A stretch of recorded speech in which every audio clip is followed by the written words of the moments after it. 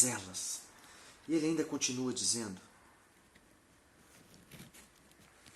versículo 28, e como eles não se importaram de ter conhecimento de Deus, assim Deus os entregou a um sentimento perverso para fazerem coisas que não convêm. Pela terceira vez o apóstolo Paulo diz que o homem foi entregue àquela depravação intrínseca do ser humano. Pela terceira vez aqui no versículo 28. Versículo 29.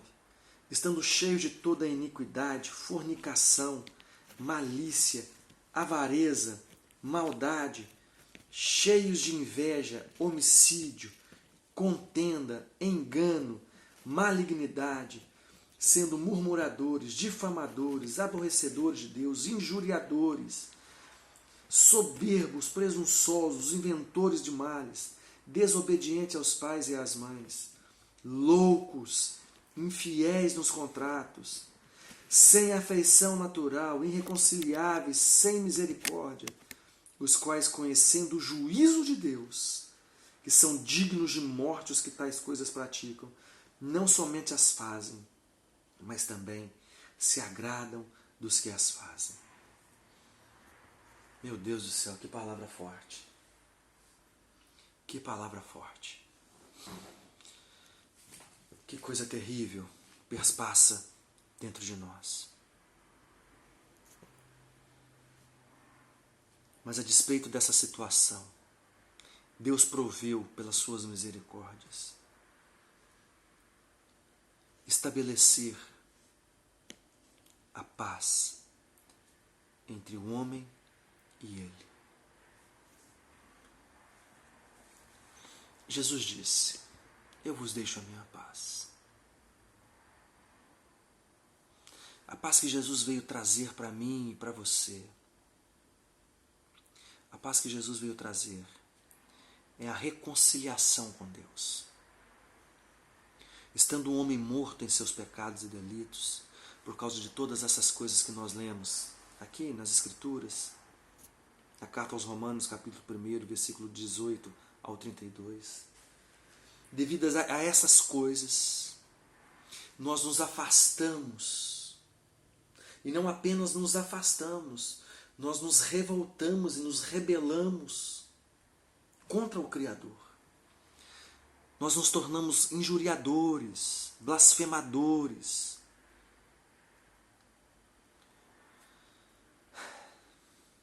Mas a despeito de toda essa situação, Deus propiciou em Jesus Cristo, Yeshua HaMashiach, propiciou no seu Filho a paz entre o homem e Ele. Eu vos deixo a minha paz. Jesus tinha paz com Deus. Ele declarou diversas vezes, eu e o Pai somos um. Eu sou o caminho, a verdade e a vida. Ninguém vem ao Pai se não for por mim.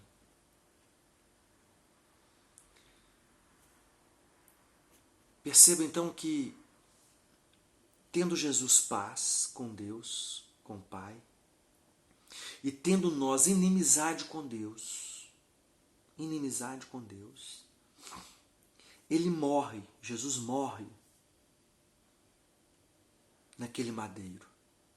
E morrendo naquele madeiro, Ele arroga sobre si, Ele clama sobre si toda a ira de Deus contra os nossos pecados, contra as nossas iniquidades.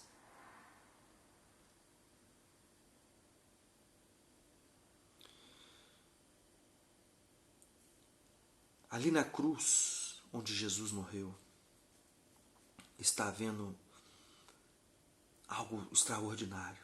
É um tribunal. É instaurado um tribunal naquela cruz. E ali Deus está punindo radicalmente o pecado. Jesus sofreu as agonias da morte pela ira de Deus. Ele foi moído pelas nossas transgressões. Ele foi ferido, ele foi castigado no mais extremo pelas nossas iniquidades, pelos nossos pecados. E ali ele nos substitui.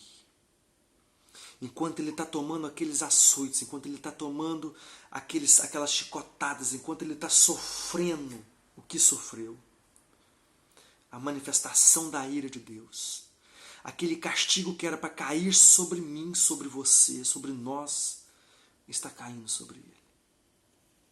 Sim, caiu sobre Jesus. Suas gotas de sangue suado, seu derramamento de lágrimas, tudo o que ele passou, foi Deus punindo as nossas iniquidades nele. Ele é o nosso substituto, ele é o nosso vigário.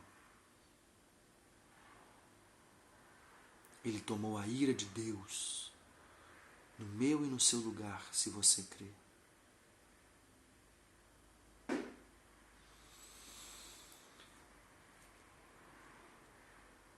E ali, tomando todo aquele cálice da ira de Deus, ele então começa a conceder-nos paz. Ora, Deus não é injusto, ele não vai punir o pecado 2 vezes, apenas uma vez. E o pecado daquele que acredita foi punido em Jesus, daquele que não acredita, não. Aquela pessoa que é incrédula está condenada à ira de Deus. Aquilo que caiu sobre Jesus vai cair sobre você, se você não acredita. Mas se você crê que Jesus veio ao mundo para salvar os pecadores, então essa ira de Deus é removida inteiramente de sobre você e é lançada integralmente sobre o Senhor Jesus, sobre o Messias, sobre o nosso substituto. Que palavra bonita, meus irmãos. Que coisa gloriosa, eu vos deixo a minha paz. Gostaria você de ser condenado? Gostaria você de estar sofrendo as agonias da morte e da condenação eterna sem jamais a possibilidade de um escape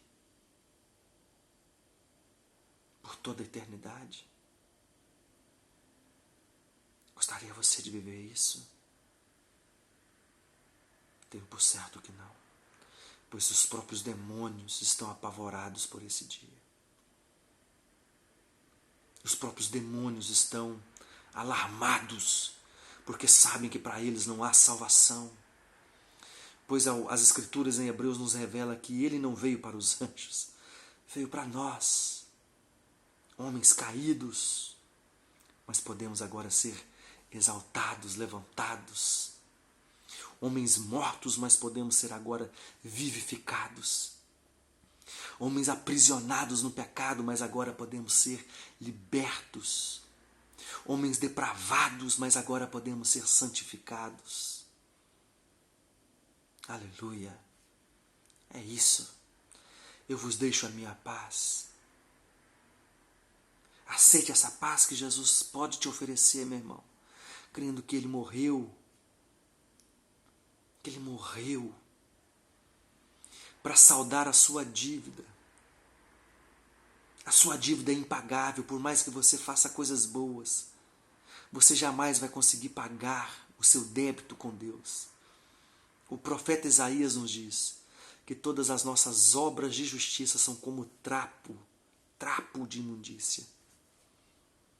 Um teólogo chamado Emil Brunner, certa vez nos disse também em seu livro Teologia da Crise, ele disse o seguinte, que todas as nossas boas obras são feitas por meio de um corpo de pecado.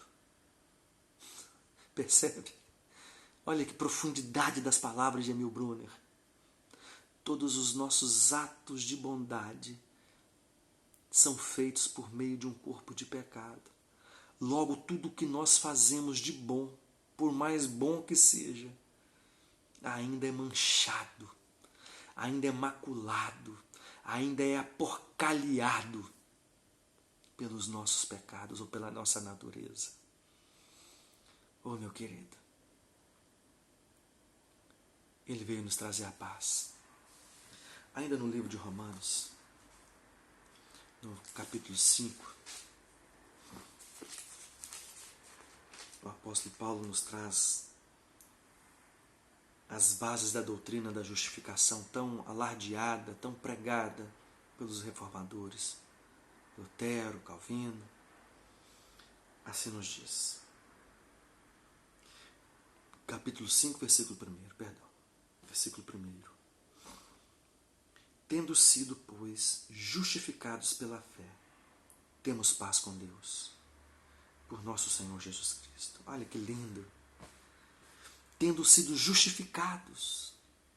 Nós somos injustos, mas justificados. Você não é justificado pelos seus próprios méritos, você é justificado pelo mérito de Jesus. Ele nunca pecou, ele nunca transgrediu a lei, ele obedeceu ao Pai. Ele foi sempre santo. Ele cumpriu toda a lei. E esses méritos que são do Messias, agora por meio da sua morte e por meio da sua ressurreição, podem ser creditados a nós.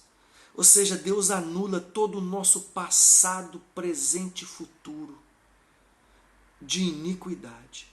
Deus perdoa integralmente os nossos pecados e nos declara justos. Nós não somos por natureza, mas por decreto de Deus, o Criador. Deus decreta justiça para nós, embasado nas obras de Jesus, que toma a sua ira, que toma o seu castigo e lança sobre nós a justiça de Jesus. Então, Jesus capta a nossa injustiça, capta a nossa injustiça e recebe a ira de Deus.